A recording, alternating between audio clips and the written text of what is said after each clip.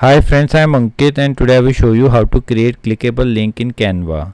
Friends, if you are making a design in which you want to add clickable text, then you simply need to make a design. Now to add text, click on the text icon. Now here you can choose any style.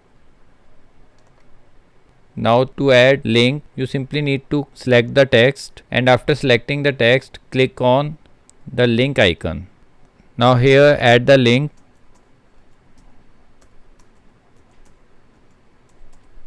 Now after entering the link, click on done. Now click on done again. Now the link is added to the text. Now to download this design, you need to click on share.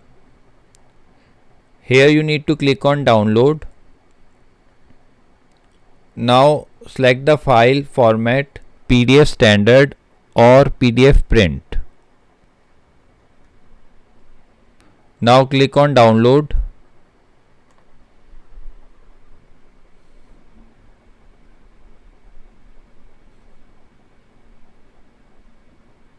Click on save. Now our file is downloaded. Now we will open the file.